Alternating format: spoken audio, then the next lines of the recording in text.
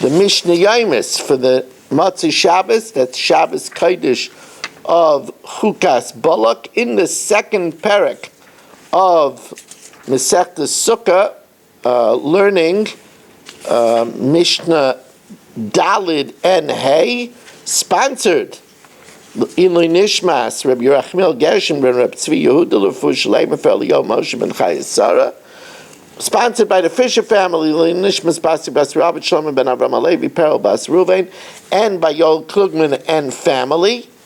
So here, ha'oisa sukkasei bein ha'ilanos. You put your sukkah in between trees. That means that your schach is supported on a frame, not by the trees, but the trees themselves are the walls of the sukkah.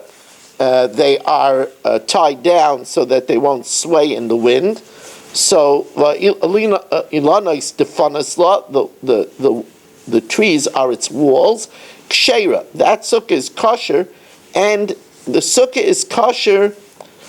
And the Tosfos Yontiv explains, since the schach is not resting on the tree, you're allowed to even go into it on Yom Tov. The Mishnah changes topic now in mid-Mishnah. Shluchei mitzvah p'turim min sukkah.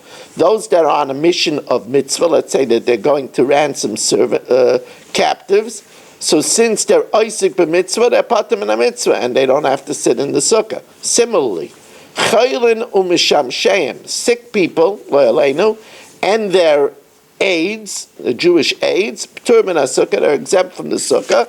The reason is the chayla is patim because mitzvah patim in a sukkah, since he's delicate and he can't take the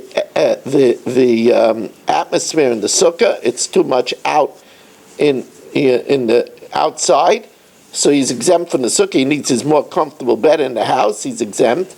And the aide, the Jewish aide, is doing a mitzvah of Bikur Chaylim, and therefore he's Isaac b'mitzvah, he's patim in a mitzvah.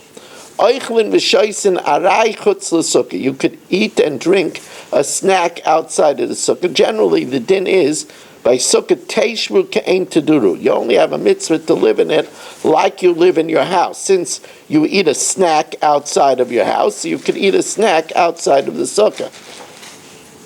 Mishnah Hay tells us, Maisavi violoi to Rabbi Yochanan ben Zakkai. They brought to Rabbi Yochanan ben Zakkai litoimes atafshel, just to taste the cooked dish, just a taste. Ula Rabbi Gamliel, they brought a stack of shtei kaisavos, 2 dates, udali shalmayim, and a bucket of water. Va'amru, and they said, Helum l'sukkah. They used to have the sukkah on the roof, so he said, bring it up to the sukkah. Now this teaches us that even though it's a snack, and you don't have to do it, it's not considered yurara, arrogance, to eat the snack in the sukkah. Adarabba, you want to chop around the mitzvah, to be with the yeshpiz and kadishin, to have your whole body in the mitzvah. Only 2 things have the whole body in the mitzvah, Yeshivas Eretz Yisrael and the sukkah. Ukishinosna loy to Rabbi Tzadok, when they gave a snack to Rabbi Tzadok, when they wanted to give him food, oichel pochas mikabeya, he was careful to eat less than an egg. Therefore, he held that on less than an egg, you don't have to wash your hands. So he didn't do, it was bread, but it was less than an egg. He didn't do netilas yadayim, not luba mappa. He took it with a towel, just out of cleanliness, since he didn't wash his hands. Va'achalu chutz l'sukkah, he ate it outside of the sukkah, since it's a snack. It's less than an egg, and since it's less than an egg, he held you only chayv to bench on a beya, so therefore he didn't bench afterwards. And we learn from here that it's okay to eat a snack outside of the sukkah. Rabbi say again, what a very big pleasure, and we want to remind you again that this week shir is at 10 to 9.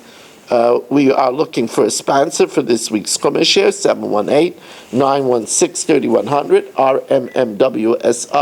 rmmwsi@aol.com. If you're up in the mountains, I hope to see you sometimes when I speak in the Woodburn Shul by the Heilige Nikolsberger Rebbe, Rabbi Youngreis. Maybe we'll see you also speaking in the Woodridge Shul by Rabbi Goodman and Rabbi Grossman.